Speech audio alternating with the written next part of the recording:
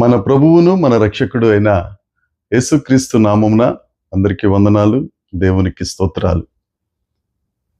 ప్రభువును కృపను బట్టి అందరూ బాగున్నారని అనుకుంటున్నానండి. ఆత్మీయంగా కూడా వర్ధిల్లుతున్నారని యేసుక్రీస్తుని బట్టి నేను ఆశిస్తున్నాను, నమ్ముతున్నాను. ప్రతి క్రైస్తవుడు ప్రతిదినం ప్రార్థనలో ఎదగాలి, వాక్యమందు ఎదగాలి, దేవుని ప్రేమయందు వర్ధిల్లాలి, పరిశుద్ధతలో వేరుపారాలి, కృపను ఆపాదించుకునే వారిగా ఉండాలి. అటు వారిగా మీరందరూ ఉన్నారని మన ప్రభువు మన రక్షకుడైన యేసుక్రీస్తు నామమున నేను నమ్ముతున్నానండి. దేవుడు మనకు అనుగ్రహించిన ఈ దినాన్ని బట్టి, దేవుడు మనకు ఈ దినములో ఇచ్చిన ఆయన వాగ్దానాన్ని బట్టి దేవునికి స్తోత్రాలు చెల్లిస్తున్నాం.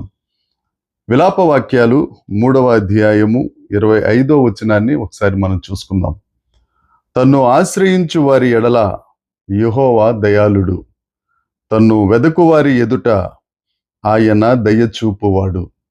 దేవునికి మహిమ కలుగునుగాక, దేవునికి స్తోత్రం కలుగునుగాక.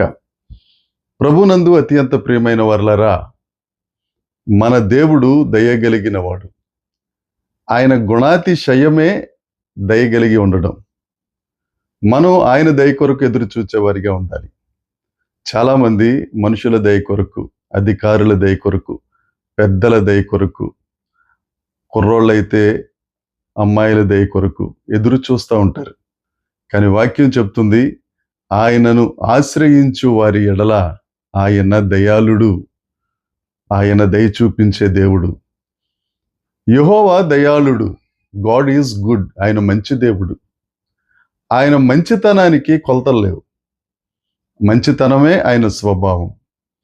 ఒకవేళ తను నమ్ముకొనిన వారిని ఏదైనా శ్రమంలోనికి తీసుకెళ్తున్నారు అని అంటే, వారు దేవునిలో సంపూర్ణం అవ్వాలి అనే ఆలోచనతో తప్ప, పరిపూర్ణంగా వారు దేవుని యందు ఉండాలనే తప్ప, ఆయన కఠిన హృదయుడైతే కాదు.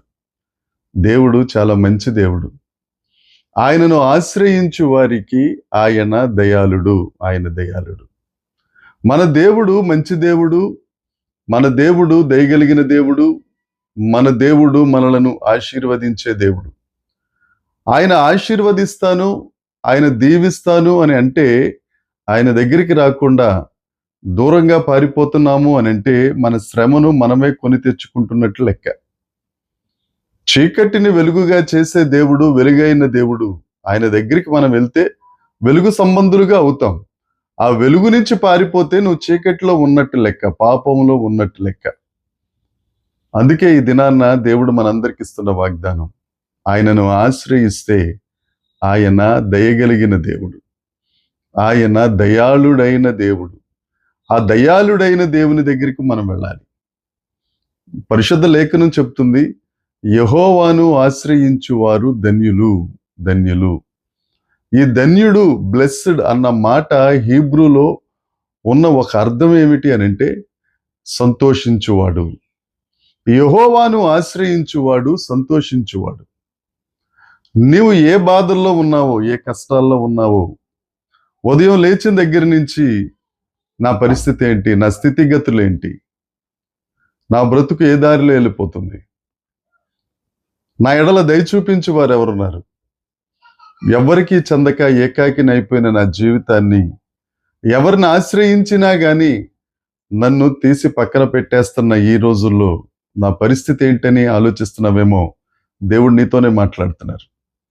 ఆయనను ఆశ్రయించు వారికి ఆయన దయాళుడైన దేవుడు, దయ చూపించే దేవుడు, నిన్ను క్షమించే దేవుడు. నువ్వు ఏ పరిస్థితిలో ఉన్నావో, ఏ పరిస్థితుల్లో పాపపు బురదలో పడిపోయావో, ఏ పరిస్థితిలో దేవునికి వ్యతిరేకం అయిపోయావో, ఎక్కడ దేవునికి నీకు, దేవుని సహవాసానికి నీకు తేడా వచ్చిందో,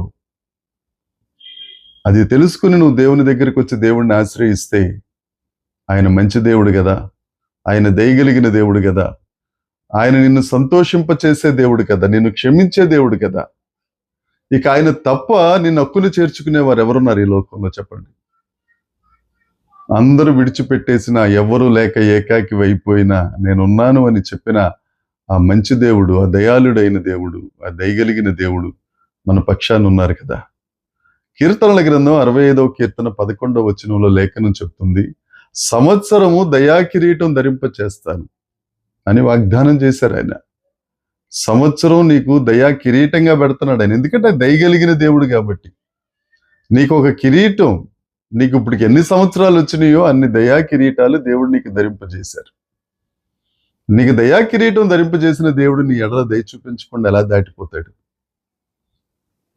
ప్రియజనాంగమా, దేవుని యందు ప్రియులైన వారలారా, దయ చూపించే దేవుణ్ణి, దయాళుడైన దేవుణ్ణి ఆయన కోరుకుంది ఒకటి, నా దగ్గరికి రండి, నన్ను ఆశ్రయించండి, మీ సమస్తాన్ని మార్చి మిమ్మల్ని సంతోషభరితులుగా చేసే దేవుణ్ణి నేను సిద్ధంగా ఉన్నాను. నువ్వెవరివైనా సరే ఒక్కసారి యేసయ్యను ఆశ్రయించు, యేసయ్య దగ్గరికి రా, నిన్ను ధన్యుణ్ణి చేస్తాడు, నిన్ను సంతోషింప చేస్తాడు, నీ మీద దయా కిరీటములు పెట్టి అందరి ఎదుట నీ నామమును గొప్ప చేసి ఆయన మహిమ పొందడానికి సిద్ధంగా ఉన్నారు. ఇంకా ఆలస్యం ఎందుకు? ఇప్పుడే మోకరించు, ప్రార్థన చేయి. ప్రార్థన చేసుకుందాం. పరలోకమందున్న మా తండ్రి పరిశుద్ధుడా, నీకు స్తోత్రం. నిన్ను ఆశ్రయించిన వారికి నీవు దయాళుడవు దేవ, నిన్ను వెదికిన వారికి నువ్వు దయగలిగిన దేవుడవు ప్రభువా. ఎంతమంది అయితే ఈ మాటలు విన్నారో వారు నిన్ను ఆశ్రయించి నీ దగ్గర మంచితనమును మీ దయను పొందుకొనుటకు కృప దయచేయండి. వారికి మనసులలో నీ పట్ల ఆసక్తిని పుట్టించి నీ హక్కున చేర్చుకొని ప్రతి ఒక్కరి గాయమును కట్టి మహిమ పొందుమని మా ప్రభువును మా రక్షకుడైన యేసుక్రీస్తు నామమున ప్రార్థించి అడిగి వేడుకొనుచున్నాము తండ్రి, ఆమేన్. దేవుని కృప మనందరికీ తోడై ఉండునుగాక. ఆమేన్, ఆమేన్, ఆమేన్.